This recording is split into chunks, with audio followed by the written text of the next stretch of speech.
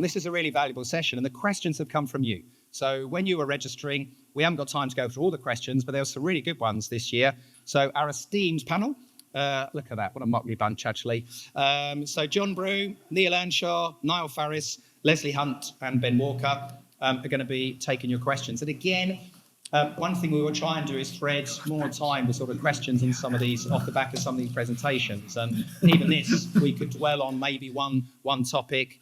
So we'll try and get through at least the sort of 8 or so questions we've got here. So even though we could all talk probably about every question for a while, we'll try and get through these elements rather than debate them too deeply. So Peter Keegan, are you still here? Peter, raise your hand. Anyone? You can't see Peter's here. So Peter said, I keep seeing more and more complex KPI models, which then lead to core clauses being amended and unintended consequences on behaviours. What's the panel's view on how to stick to NEC principles and keep it simple and clear? Leslie, I'm going to come to you first. Can I remind you, the adjudication is over, so you can now take on a normal persona. I've taken my red top off, so we're all good. So KPIs, for me, the first thing to look at is let's take a step back. And we've heard quite a lot about looking at the contract as a whole. So what do you want the KPI to do? Is it something like driving outcomes? So Kat this morning and Dale gave some really good examples about the enterprises and driving carbon. So if you're doing something like that, then you're looking at like the X29, X12 areas. And for me, I would say make the incentive that goes with it big enough to change behaviours. With X20, we're looking at the smaller level stuff. And the first question is do you need a KPI for it? Because we're really looking at the contract as a whole. NEC guidance says keep it positive. So is anything that's happening in that incentive system making it not work so well for you? And the other one I would be looking at is remembering the Procurement Act. So you're now required to have KPIs for that get published, and that gets published by the client and references the supplier. So when you're looking at these, are you happy for everybody in the public domain to know what they would be? Okay. Yeah, I mean, the clue is in the K of KPI, key performance indicators. Classic mistake is we're going to have lots of key performance indicators, in which case they're not key. And what happens is people then have multiple things to pursue and they don't prioritise any. So it's what's the critical few? Going back to what Dale said, which just good project management, is what's the objective for the delivery phase based on the outcome you want the delivered project to achieve. So, but it's got to be specific, measurable. In fact, Natalie said an awful lot of good stuff this morning, which if I go back to my research 27 to 25 years ago, well, that's what I found when I did research then. Yeah, so we're not reinventing anything. You know, generally positive incentives produce positive behaviours and positive results. Negative incentives produce, well, the reason I'm not achieving that's because of you haven't done something, which in a relationship is generally at some point someone won't do what they're meant to do at some point. So blame and liability, beware of the interaction between different incentives. The more you have, the greater the interaction, the greater the unintended consequences. And work them out together was another finding of that research from ages ago, because the contractor will gain greater understanding of what you actually want to achieve rather than it just being a measure. And you will gain greater understanding of, well, actually, how do we measure this? How do we decide this has been reached? As opposed to, I think it has, well, I think it hasn't, etc., and so on. And set them at the right level. And that's, again, the balancing of incentives, because if you might think that there's something which is really important, so you heavily incentivize it, but the contractor goes, yeah, but it's going to cost me more to achieve that than you're incentivizing it. So I'm not going to go after it because I'd be losing money. And you're going, but I'm giving you a great big incentive. Yeah. Again, if you discuss that, that should come up in the discussion. Keep it simple, stupid is the answer. Great. I think as a group we can work on this to come up with sort of guidance notes on what is good KPIs. We can work as a group on that. Okay, great. If we got time, we'll come back to some of these points. Question 2. I liked this one. And what's the one thing you thought you understood about NEC contracts, but you realised you were wrong? It was such a good question, Nick. Where are you? I thought we'll get everyone to have a go. Thank you, Nick. Now, I thought I know everything about NEC. I didn't think there was anything, but actually I thought no. So I can confess, I thought option E was low risk. It's not. Option E, you don't get the chance to price risk. We've heard about disallowed costs from Charles under option E. And if you have disallowed costs, then you've got no way of recovering that apart from your fee percentage. So option E is nowhere near as low risk as you thought it was, is one thing I've learnt over the last 12 months. Not trying to scare anyone, but again, comes back to making sure we understand disallowed costs. Okay, we're trying to stick this to 30 seconds, but who would like to go first? Niall, are you ready, or are you writing your answer down? I'm doing my homework. Okay. Neil, what do you reckon? I don't. Yeah, Well, I'm a bit of a Broome in this respect. I'm never wrong. So I don't really know.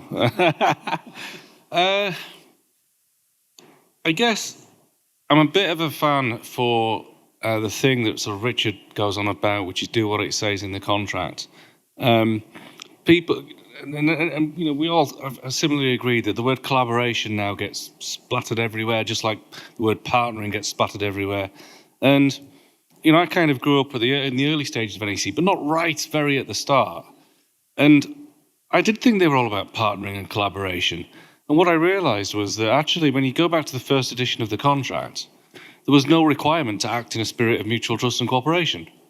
So the objective of an NEC contract is not to do that. And if you want to be quite dismissive, it was added in as an afterthought, but an afterthought on the back of the Latham report in '94. So when I realised that, I was like, oh wow, I'd never even thought of it in that way before.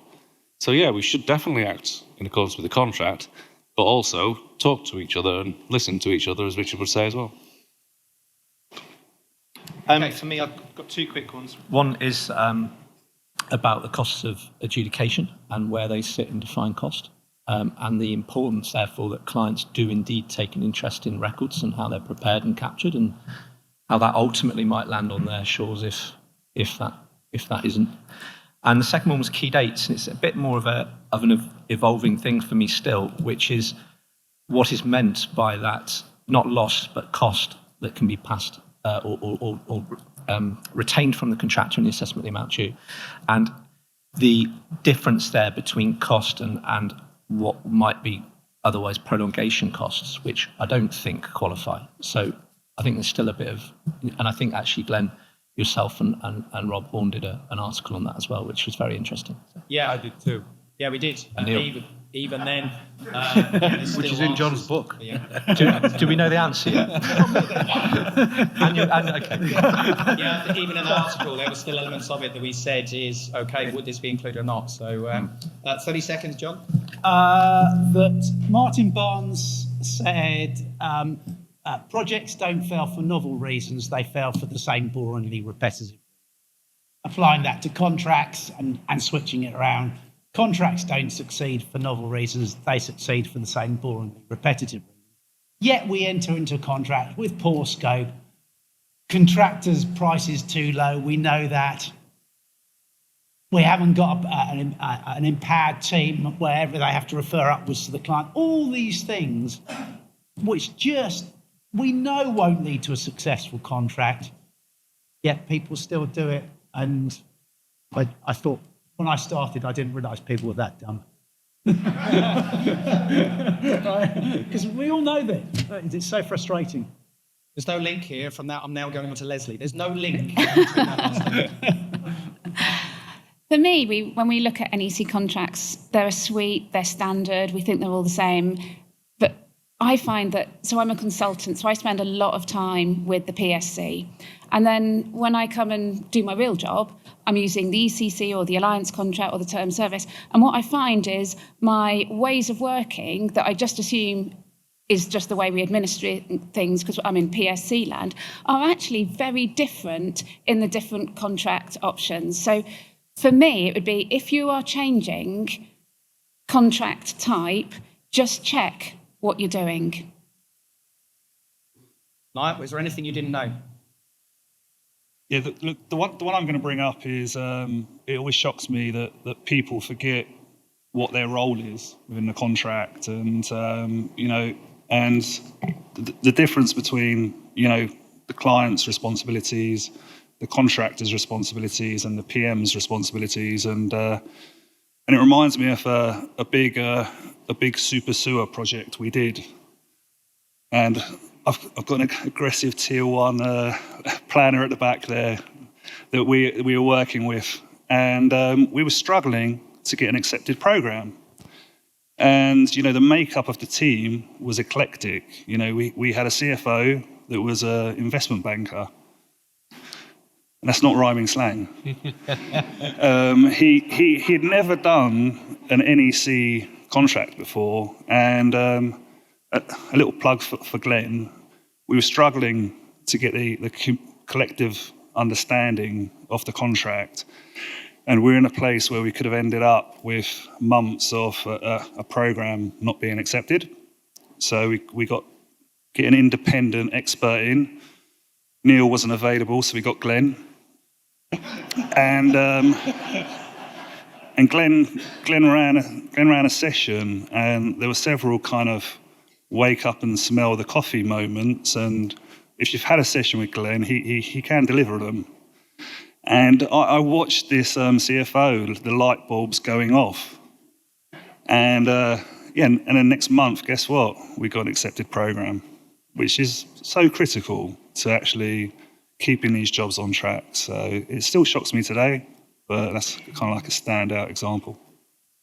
I can remember that session now, because it was the easiest money I'd ever earned. Because all I did was tell both parties, remind them what the contract said, and they did all the work, and then next month it was accepted. So sometimes it just takes that, where clients were thinking they're taking on liability by accepting the program. So then when we made sure they were aware it wasn't the case, then it lowered their sort of issues. Contractor wasn't doing everything they should have done, so there was bits they were arguing they shouldn't do and they did. And all of a sudden, they were a lot closer. So it's credit to the team that actually got that across the line. Your program was pretty good as well. Yeah. Okay, thank you. Question 3. What do you think about the official Spanish translation on base the Peruvian experience? Apart from the language, what challenges will be affronted with a different DNA culture? What do you think the new positions of NEC in Latin America in this Spanish world with the new official version in that language? So, Neil, I'm going to come to you just briefly, just if you've got sort of an opinion on that. Actually, I've got to come to Ben as well, our globe-trotting person back fresh from the Falklands. So any quick thoughts on that, just culturally? Augusto, I'd like you to share with your knowledge as well and experience if we're in the Selkirk. So, we were talking a bit about this yesterday, actually, and, I think Latin America, Peru will go through all of the same growing pains that we've gone through in this country over the last 30 years. And history will repeat itself, because it's an education piece, it's a competence piece, it's about, dealing with all the challenges, and clients being leaders to say, no, this is how we want it. People investing in the people, investing in the processes and systems. So I do think you'll have all the same challenges. You'll get resistance, you'll get denial, but if you keep pushing on, keep leading the way, it will become more normalized, and people will either have to get with it or not get any work from the people who are promoting it, I guess. So who's in charge? But you respect the traffic lights. I mean, it's example that I made in the last session that we have yesterday. It's easy when you explain to the persons who are with you, as a person who learn, that the red light is to stop. And probably 95% of all the persons that is in this room respect the lights and green to pass. But how is in Latin America? If you put a red light, it's a suggestion. So maybe you can pass. And be careful with the green light, because the red light have passed it. So in the middle light, who knows what is the necessity of that. So Cyclists in London actually feel the same way. it's the second time that someone from this country is about worries about this cyclists. But just to more than the joke, which is behind that we have a reality. No, probably was difficult, but in Peru we have, for example, to have two simple examples. The first one is the collaboration. It's the word that we use now in Peru, as you know, imagine. All the people is collaborative. All the people, but what really is happening with the people who collaborate? In their mind, she thinks that if you do what I want, you collaborate. This is the way in Peru. I don't know if 30 years ago you had this problem. Probably because we are humans, despite we don't respect the traffic lights. Okay. And the second one is when you need to explain our people in Latin America, the project manager is accepted, done. But if not accepted, needs to be explained the things why don't accept. And Latin American people and Peruvian people say, I am the project manager. What I need to explain something? So agree with you. Probably you have this bad experience or not. I don't know if it's a bad experience. You know this process, but in Latin America, it's been challenging. At the same time, it's very grateful to understand that we can use this kind of contract. Thank you. Can you pass the microphone back? I've got to make you speak, Rob. Rob, I'm interested, from obviously your experience in Hong Kong, any standout sort of issues in culture and DNA in Hong Kong that you've found, or not particularly? Oh, a huge difference. So culture makes a massive difference in what you would do normally in the UK compared to what is acceptable practice in any other country in the world. So culture is an enormous difference. What we haven't advertised yet is you can do a simplified Chinese version coming out this year, next year for using Greater Bay Area. So into China we go, get your Mandarin scratched up. That's not a fruit. It's not a fruit game, by the way, but never mind. So yeah, culture makes a big difference, but I think people actually want to adopt that. They look at internationally, people look at the UK and think that it's cracked. We haven't cracked it by some margin, but we are held in high esteem in the UK as being really good practice in terms of contract management using NEC, and there's a lot of desire and jealousy to get there, but it means doing things that they're uncomfortable with, particularly in Hong Kong, like making decisions. They hate making decisions. It's as simple as that. So, the words in the contract are fine, but it will mean that you have to change your culture. But frankly, that's what the UK has done. We've gone from very extremely adversarial, wasteful, destructive, stupid industry into still a stupid industry, but less perhaps destructive that we were before. Okay, thanks, Rob. Augusto, you did talk about us coming out to see you in Peru. I won't be getting a hire car, is what I learned from that as well. Next question. This year has seen a number of requests to amend the scheduler cost components, the short scheduler cost components, so that the people rates are calculated by reference to attended scheduler rates.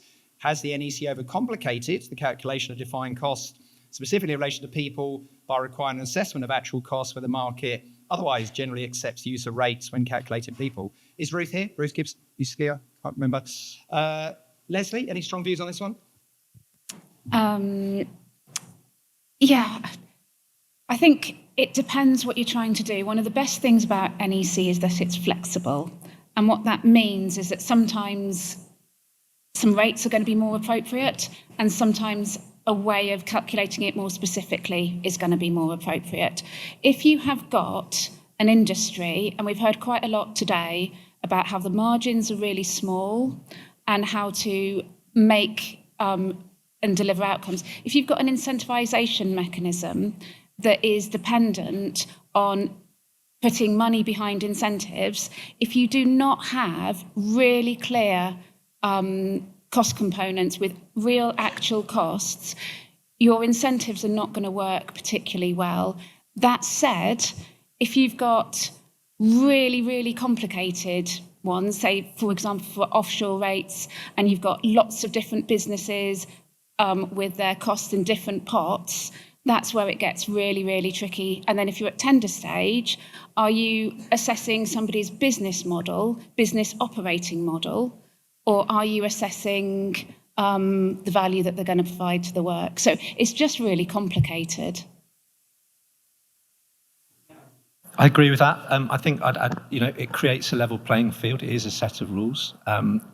There's what the prices include, what the schedule of cost component tells us is defined cost, and then ultimately what real cost is. And I guess to a greater or lesser extent, with more or less complexity, as we delve further into the full schedule of cost components, we're mapping closer to real cost. That might be appropriate. I think as well, practically, people are a difficult one, but you get into a cadence, you establish, a way of working. It's important, I think, that people follow the contract, and if they are going to deviate, that's done through 12.3 properly, and that we don't get into a situation where we find that there's a change of personalities, and then someone comes in and strips a load of cost out. So let's do it properly if we are going to deviate from it. And actually, to the point earlier, let's head this off and actually make sure that more broadly, our main option choice, we're not just thinking about risk allocation, because I hear this all the time. Main options are all about choosing the right risk allocation. You've got to think about resources as well. And if you're not equipped to do option D, then don't do it, because it'll be very difficult to do. And I just echo your point about incentivization as well. Remember, I think it's like pizza toppings, less is better sometimes. And that, if you have some KPIs, keep them smart. And also clients acknowledge that if they're putting the contract pre-tender, it won't necessarily be extra money. The bidders will likely have leaned up elsewhere to remain competitive. So it's not something we can be casual about. This might actually be the profit. So I think that's an important point as well. Yeah, great thoughts. Okay, question 5. What is the key practical ingredient even to successfully deliver using an Option E contract? Suleiman from National Grid, are you here? I think I've seen you. Neil? Niall. We go to Niall first on this one. So Option E. I know we're easy to mix up, Glenn. I know. So I had a great experience of Option E on it was COVID-19 task force. I spent my time at the Department of Health and Social Care. It was an interesting time. Same office as Mr. Hancock and Professor Whitty and Professor Tam, and we had a couple of critical points. One, we were building a mega laboratory to do high precision diagnostic testing, and had a little arm wrestle around what we were building with the Crown Commercial Service, and won that, and ended up on an Option E because some of the kit we needed for that lab, for the mega lab, was still in a lab. And interestingly, we also managed to trigger something called Regulation 32, which is a World War II Procurement Act, which basically allows you to single source stuff. But getting back to the actual question, I'm going to go for 2 things. One is just very simply like educate. There's a lot of paranoia. There's a lot of misinterpretation, and don't think that you can educate up front and then just forget it. It's a constant battle and challenge. And the second thing I'll say is don't try and do this and create a really clever spreadsheet. And this really goes for any of the options. There's so many great tools on the market now. These tools are quickly turned on. They're SaaS tools, and the most important S in the SaaS tool is the service bit. And just put that in from day one, put the contract documentation in it, and use it and train on it. And it's as simple as that. Good advice, Neil? Two high-level things, 2 more detailed things, I think, from me. Trust and assurance are the high-level things. So you need to have high levels of trust to do Option E, but it's not blind trust. There has to be the assurance piece in there that has to be smart and effective. The detailed things you've heard about from Charles and from Ben earlier today, which is all about making sure that we agree the defined cost up front, so we all agree what is part of defined cost and what isn't part of defined cost up front, which is about going through costing systems and just going through cost codes and saying yes, no, yes, no, yes, no.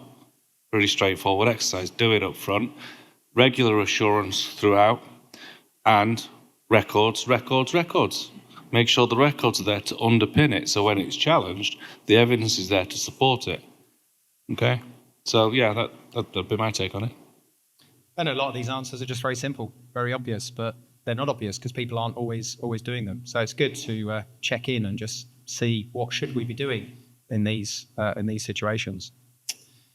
ECI. So contract with ECI, early contractor involvement. What mechanisms and best practices should be put in place during stage 1 to ensure the technical validity of the contractor's input, particularly when influencing design, buildability and pricing? How can the client and the project team validate that the solutions proposed are robust, standards compliant, and not solely driven by commercial exploitation?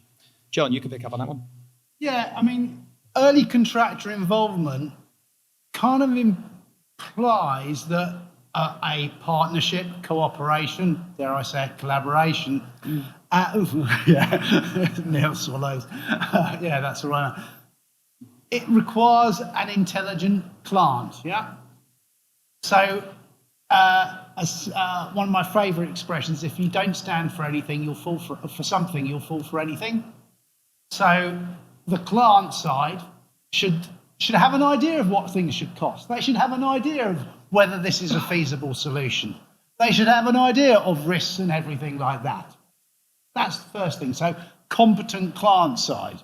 The other thing is it never fails to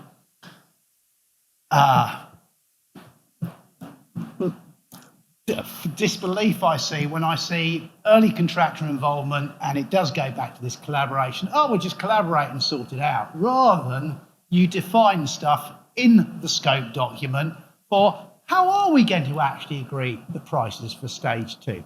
How are we actually going to do the risk assessment, which is the trickiest bit of agreeing the amount of risk in the prices over and above, if you like, if the work works out right, all right, yeah? How are we going to agree the building solution, etc., and so on? Those things should be defined to a sufficient level where people can exercise their professionalism, which means not necessarily defined to the nth level of detail, but sufficiently defined to give a good framework, good criteria, etc., in the scope documents, rather than we'll collaborate and have a robust pricing mechanism system or something like that. High-level weasel words. Okay. Question 7. Should NEC reinforce and restate its preferred option to assess compensation events once the actual time cost impact is known if at least one party has complied with the provision mechanisms stated in the contract? Well, I'll happily take that one because that's not the preferred decision within the contract. So we already heard from Matt today that the 63.1 is clear in the sense of its forecast defined cost at the point the instruction was given, or for other events where the compensation rate was notified. We know there's legal cases where the judge said, well, why are we fumbling around in the dark when you could turn the lights on and see what happened? That's not a legal precedent. That was when neither party had followed the rules for a long period of time, and they were so heavily amended it didn't even look like an NEC contract either. So the intent, as Matt said earlier, is that it is intended to be a forecast at the point, but then he was worried that a lot of people don't have that view, and he needs to defend that view just in case as well. So let's go back to the contract requirements, which is generally most compensation events are intended to be forecast, not actual. Fact, that's what the contract intends. Last question, and we will have time for a couple for the audience. So if you've had a burning question you want to ask a panel of experts, you're going to have your chance in a second. Before we do, just briefly, 30 seconds each, what's the single biggest challenge facing NEC users during 2025 so far?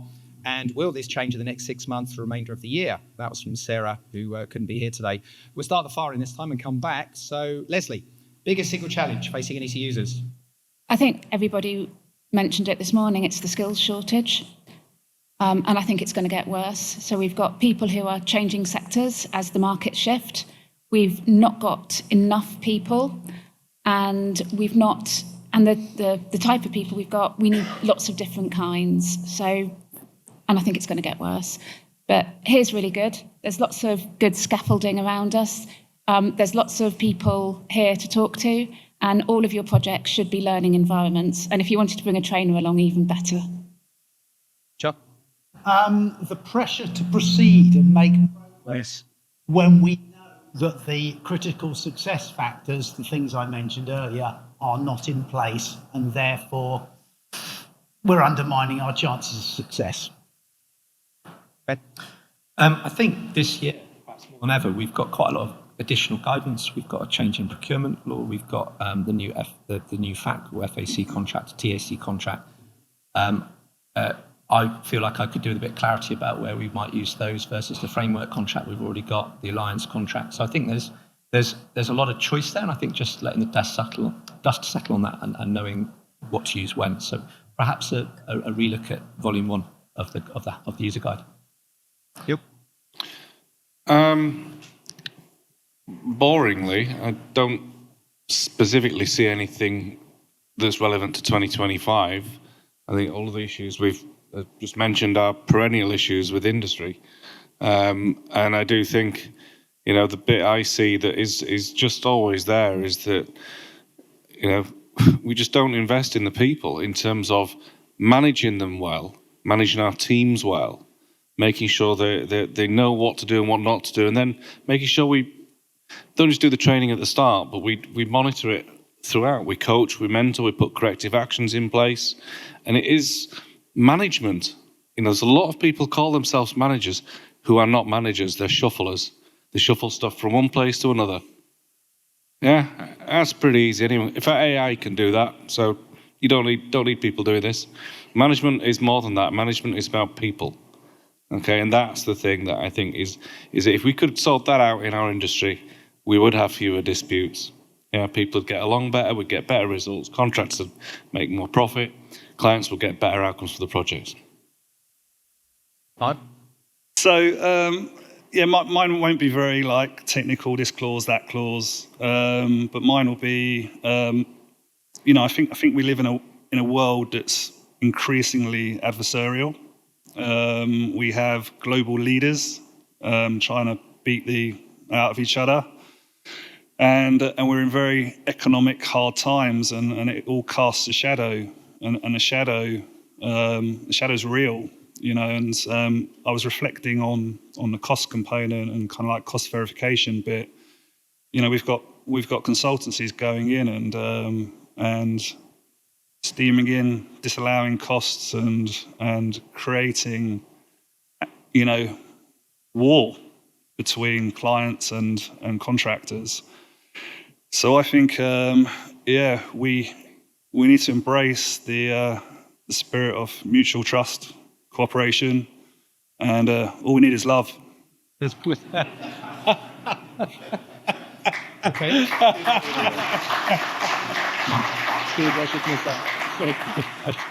Was a sympathetic clap. Okay. My biggest challenge is a really simple one, and I don't see it's changed since last year. On this stand last year, I shared that cloud-based systems. There's a lot of them out there for you to trial and test. The survey results showed, biggest survey we'd ever done, 71%, I seem to recall, of clients and contractors are using a cloud-based system. That sounds great until you realise 29%, which is nearly a third, still aren't.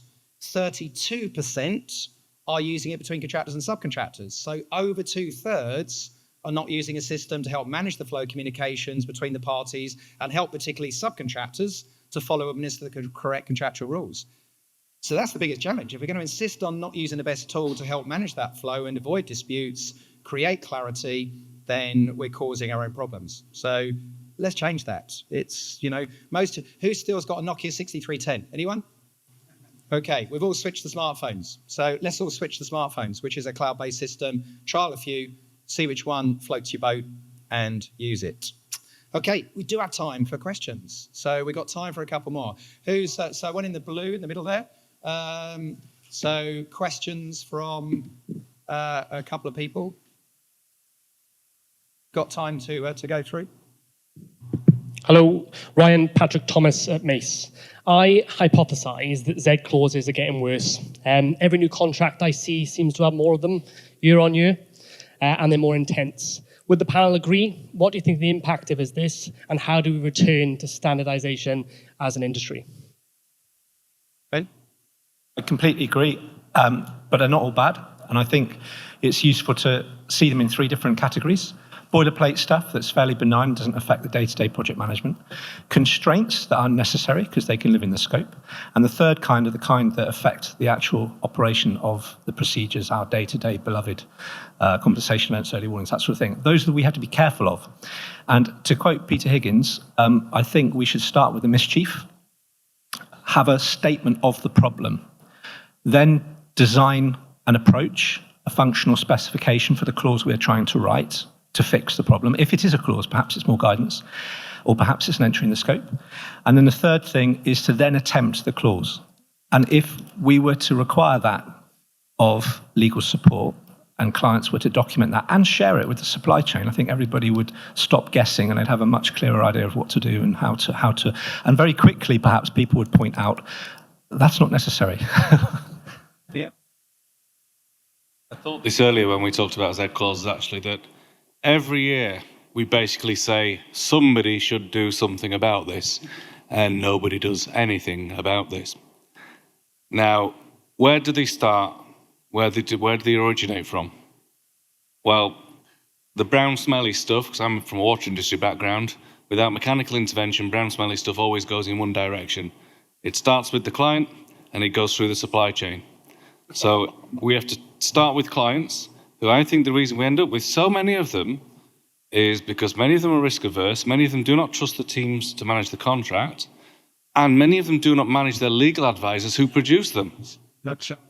They don't challenge the lawyer, because they're lawyers. I can't disagree with a lawyer. You could challenge the justification for it. Explain this to me in plain English. Why do we need it? What does it do? What benefit does it add? Yeah?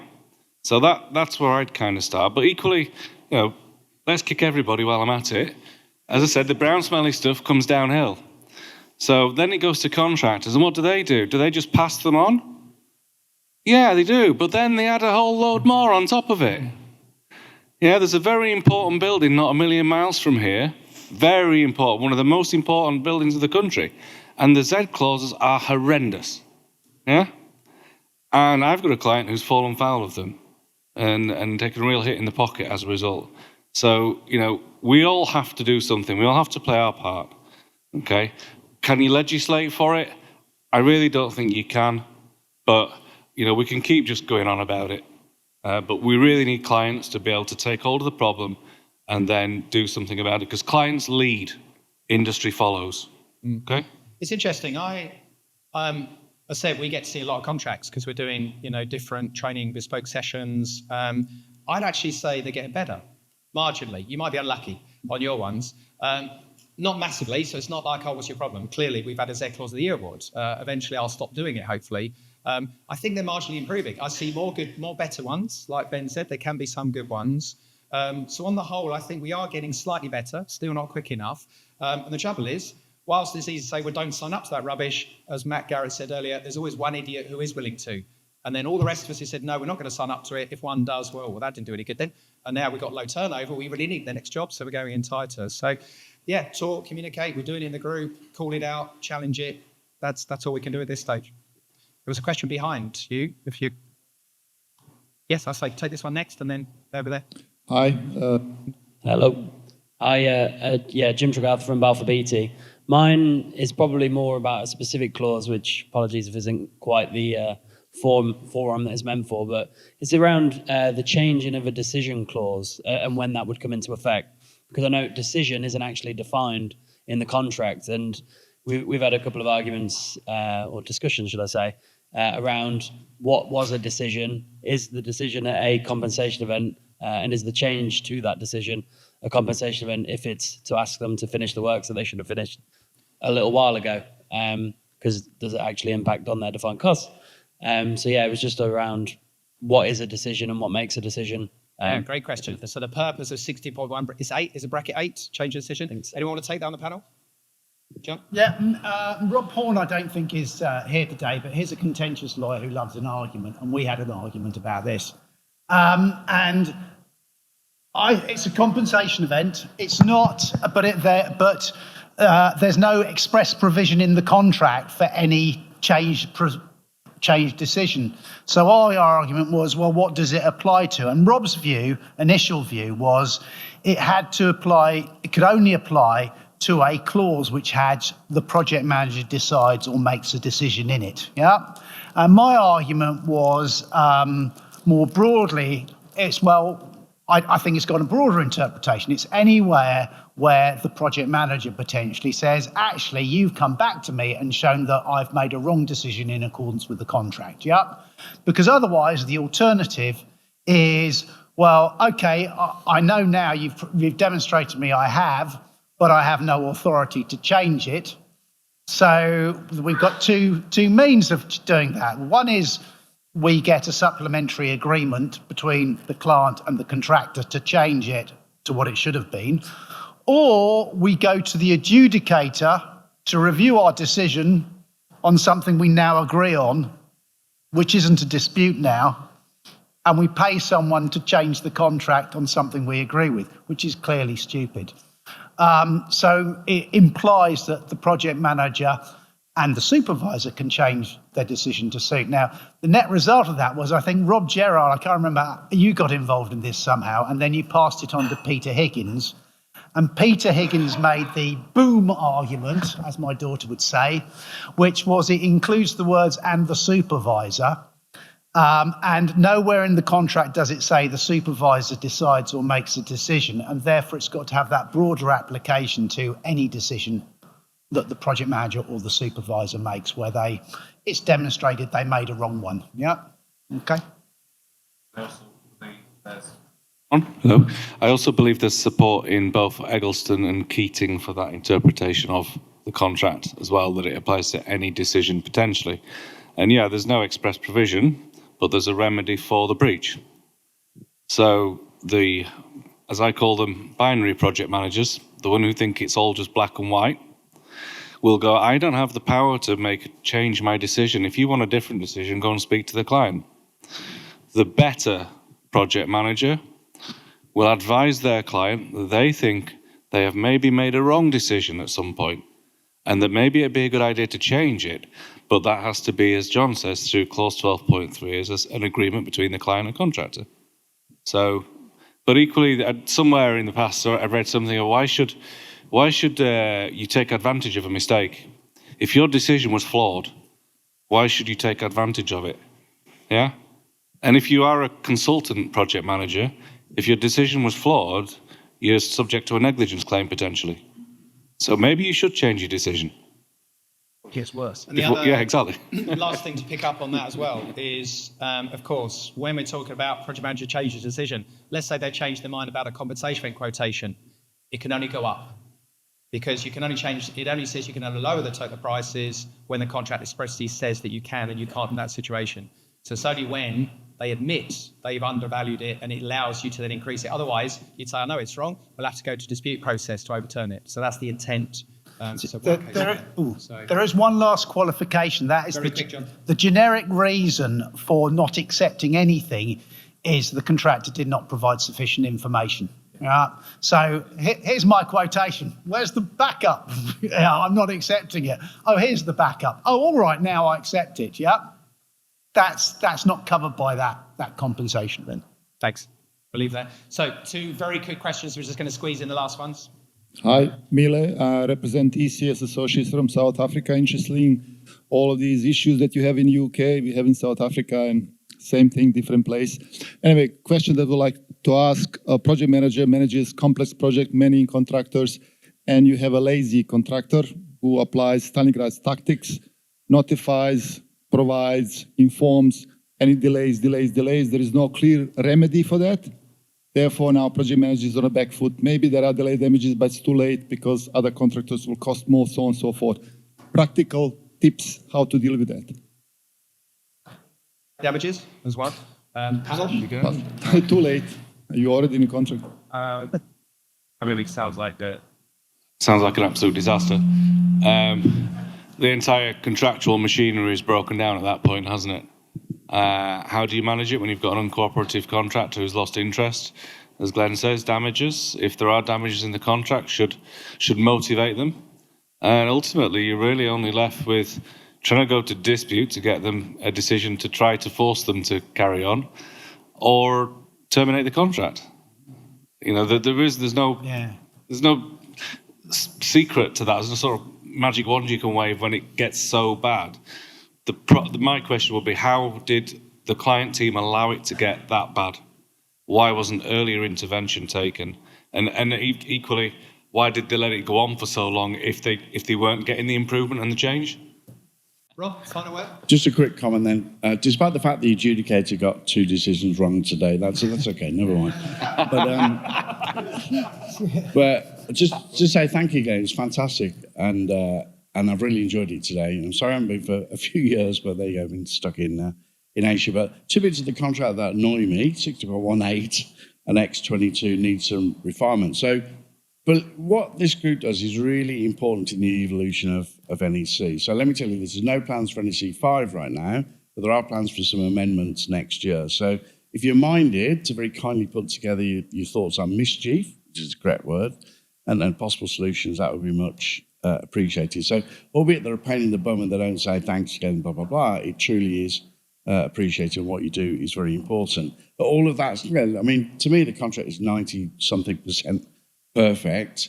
We can make it 100%. We should have a common understanding of every damn word in the contract. We shouldn't have these misunderstandings. But will it truly make the impact on the industry that we think it might? I don't think so. Will it address Neil's 1,000 defects? I don't think so. Will it affect, the poor communications? I don't think so. Will it affect Jon's point of really badly written scope, wrong contractors appointed at a stupid price? I don't think so. We can get the contract perfect, but there's more important things to fix, I would suggest, but thank you.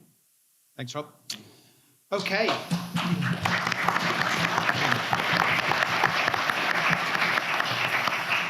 Let's formally close things out. So once again, I started with this, I'm going to finish with this. This is not a cheap event to put on, and it's only possible from the sponsors you're seeing on that screen there. So every single one of them contribute not only financially, but the discussions you've had with them, utilise them. We've heard about how some of these tools can help you. Every one of these sponsors can add value to your project, so harness them and make the most of that. And a thank you for you, the attendees, making it a lot of energy today, a lot of great discussions, great debate. It's been a pleasure to run this session today and just see the levels of engagement in the room and in the breakout areas as well. That's been fantastic. What's next for the group? Well, use the group. Rob just said there, if you've got ideas about how things can improve, use the group. We'll take it for you, or just take it to NEC or in the group. So suggest things, and so many discussions in the group. Actually, you're right. Yeah, that is an issue, isn't it? And yeah, maybe that is a problem. So every day should be a school day, and yeah, we could continue to evolve, increase the knowledge and improve the contract. Ensure the level of understanding amongst your own staff, organisations, along the supply chain is continuing improving. I've already said every day is a school day, and that should be the case. Monopoly, strange word. Can you take a microphone to the back?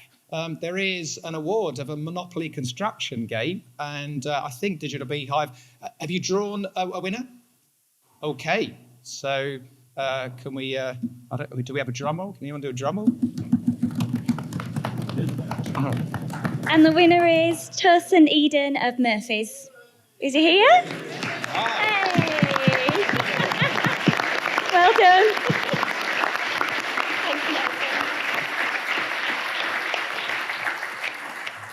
Okay, we need 3 other people to play with him during the drinks reception, if anyone wants to join in. So what's next in the medium term? We're following on from today. Give us feedback within the group. Use the group. If you're not in the group, then join the group.